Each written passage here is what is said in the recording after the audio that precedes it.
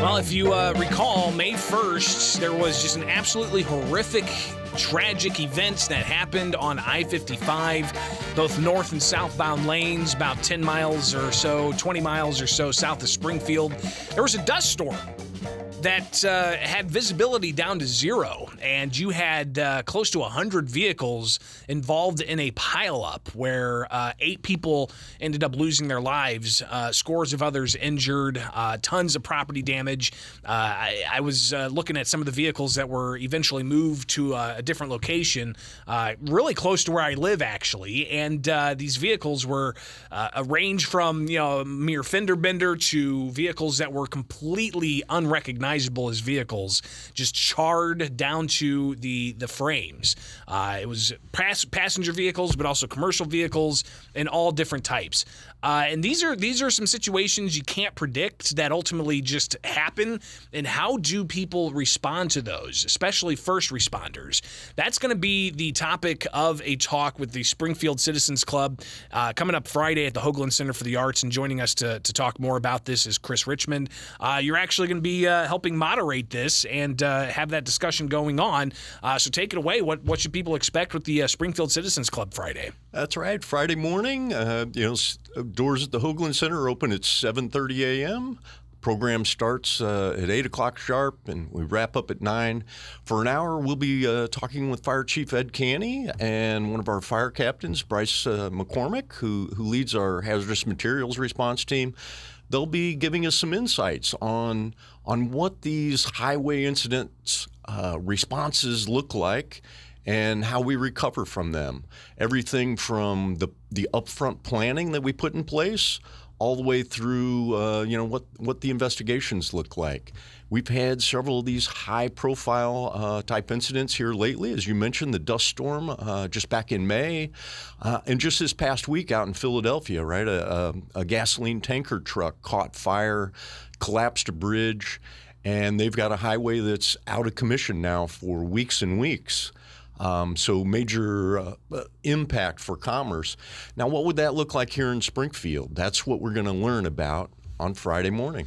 And again, the event is called Emergency Preparedness and Response, a tabletop scenario for consideration. And Chris, you're from kind of the first responder background, right? So walk us through this. I mean, you guys had to go through immense training and even consider some scenarios that we may think are absurd. Yeah, absolutely so. Many folks in the community know that I was 25 years on the Springfield Fire Department, wrapped up my career as city fire marshal a few years back. And we trained with regularity in what we call these tabletop exercises. So we take a good look at our community, what could happen in the community. In this instance, I think Friday morning we're going to take a look at what it might look like if we had a significant traffic accident on I-55 near the Stevenson exit way right there.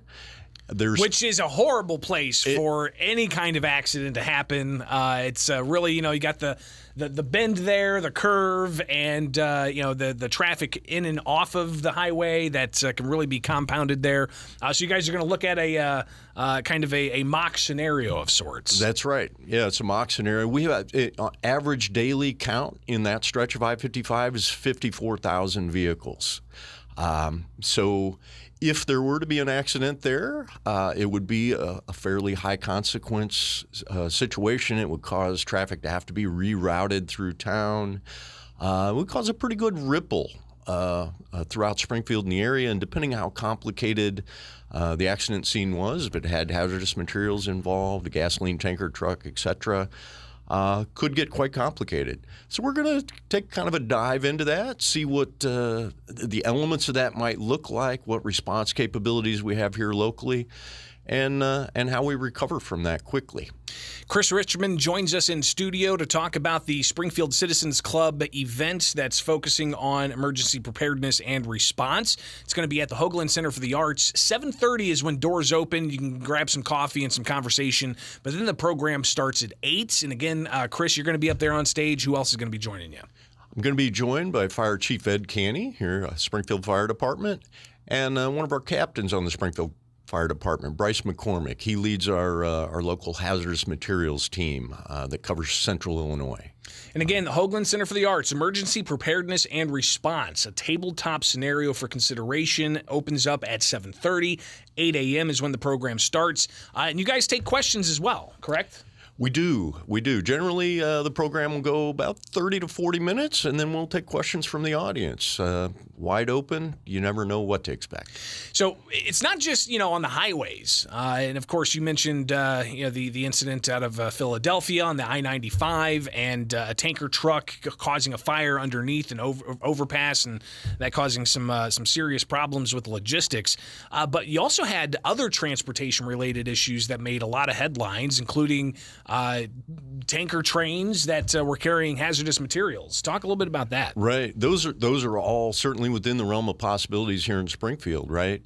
In Ohio, back in February, they had a major train derailment that involved hazardous materials. Again, cars full of all sorts of materials. Major disruption in northeastern Ohio. Could that happen in Springfield? Well, possibly so. Many of those same things are coming right through our town on the 3rd Street and the 10th Street rail corridor. Of course, that's part of why we're making that adjustment in the 3rd Street corridor and moving it over toward 10th Street. But many of those materials pass right through Springfield, and what can we do to mitigate against something like that potentially happening here? Yeah, the term accident is obviously, it has a certain connotation, right? A certain meaning that somebody accidentally did something, right? Right. But, nobody wants these horrible things to happen, but first responders, multi-agency approach, you guys react regardless of if it was intentional or not intentional.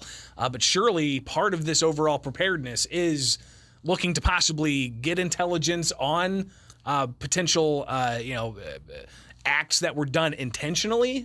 So I guess if you could talk about how it's not just the emergency responders, there's also a law enforcement element to some of this as well. Yes, generally so. We ever since 9/11 back in 2001, United States emergency response has really stepped up its game on interagency coordination and communication.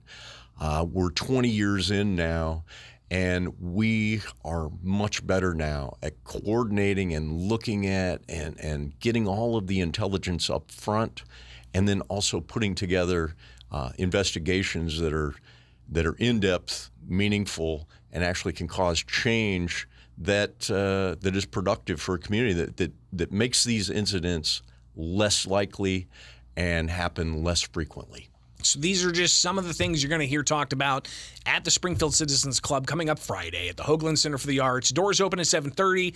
Be there by the program start at 8 o'clock, and you'll be able to hear a lot more detail about this, but also you'll be able to ask questions. Chris Richmond will be there along with others. It is Emergency Preparedness and Response, a tabletop scenario for consideration at the Hoagland Center for the Arts. You can get more details at the Citizens Club website, Citizens Club of Springfield on Facebook. So be sure to check that out as well for this and other future events. Chris, thanks for taking time with us this morning. And while we got you, Sure. Totally unrelated to cleaning up problems on highways or train lines, what's the latest with the Pillsbury plant? Latest with Pillsbury plant is we're just a little bit north now of $6 million in committed funds on our way to our $10 million goal. We're doing environmental review work at the site currently, and should be later this year, the first of the year, we should start major activities at the site, demolition activities. So millions of dollars already earmarked for the project coming from state and federal funds. How are you going to make up that gap of $6 million to get to that $10 million goal? That's right. We're working with our community leadership in that. We just had a meeting with Mayor Busher this past week. She's fully up to speed on just what we're trying to accomplish at the site and how to go about it, and she's very supportive. We meet with our congressional delegation on a regular basis as well. Again, we knew when we took on this project it was going to be a multi-level project with local, state, and federal government having to be involved to solve this protracted problem for our community. And we're still getting after it just as much as we have for the last 3.5 years. And it's bit by bit, but they are making some incredible progress where at one point it was unknown if any dollars were going to be set aside for this, but you guys were able to secure millions of dollars from the federal government and the state government. We'll see how much the city government offers up for that, but we'll definitely be talking about that in the near future. Chris Richmond, thank you so much for taking time with us today. Yeah, thanks, Greg. Appreciate it. It is Springfield's Morning News on 92.7 WM.